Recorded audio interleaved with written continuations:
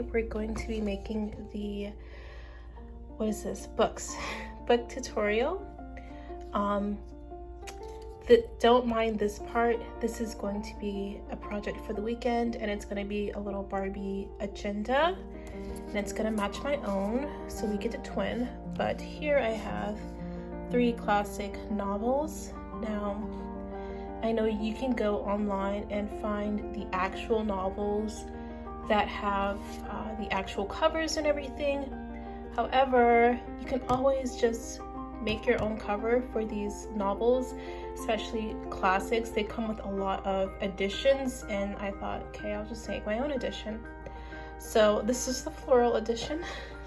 Guess you can say I have Pride and Prejudice by Jane Austen. I have North and South by Elizabeth Gaskell. And I have Emma, also by Jane Austen. So Emma and Pride and Prejudice and North and South are my favorite movies of all time. I don't really get on reading Jane Austen. It's very talksy and very like gossipy. But I did read North and South, and this book is very reminiscent of what's going on in present day. So I would highly recommend you read North and South. You can find the audio LibriVox copyright-free version on YouTube. So you can listen to that while you make these. So let's see, I'll show you how much they are in inches. So it looks about 2 inches wide, and then what is that, 1 1/4 inch vertical.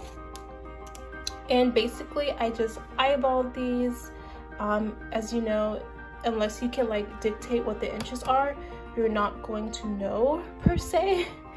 But I'm used to eyeballing things by now.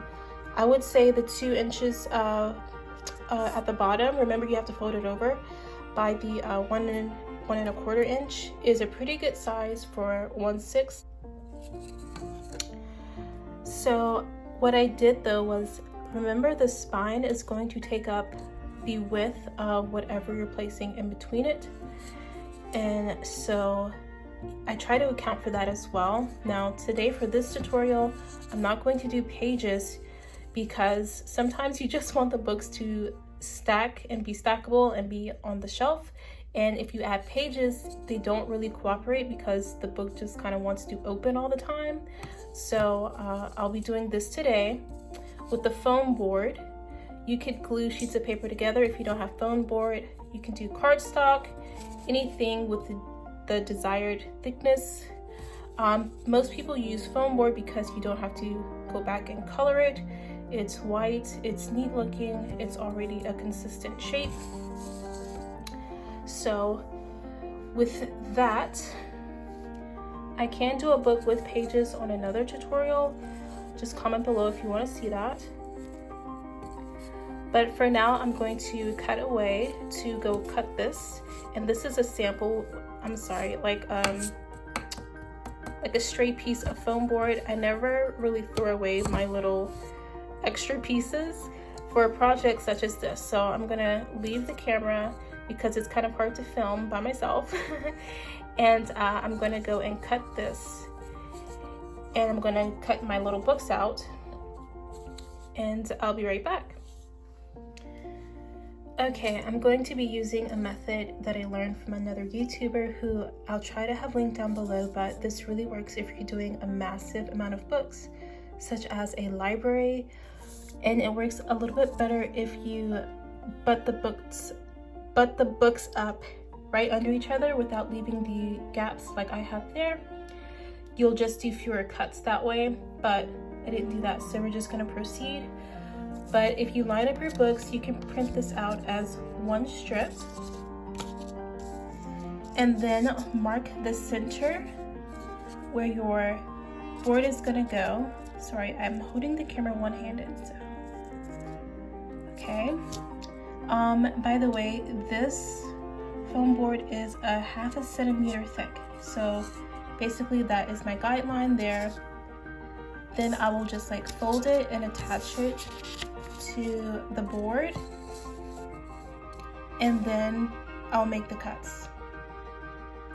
So to attach it, I just use Elmer's glue, and you can see how this method would make things go a lot faster if you were making, say, a whole library or books in bulk, as you could just cut that to however long you need it to be and apply that strip of books, and then go in with your X-Acto knife or your carpenter's knife and cut the books out. And it's also more forgiving if you don't have the exact measurements, because you're going to be trimming anyways, so you can just trim off the excess. So yeah, I'm gonna let mine dry so it's nice and in position and the paper won't shift, and then I'm going to go and cut it. Now another note is you could probably laminate it with tape while it's like this. Just keep in mind that, you know, if you're putting the lamination right here, that part will be getting cut off anyway, so maybe don't do that part. But it's up to you whether you want to laminate it with tape or not.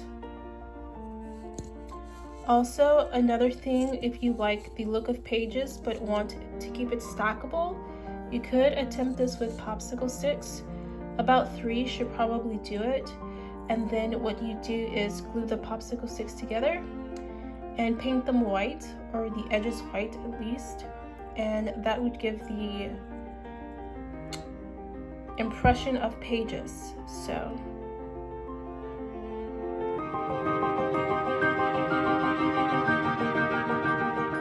this was very easy to do. Mine aren't the neatest things in the world, but the more you take your time and make your cuts slowly, the neater it's going to appear.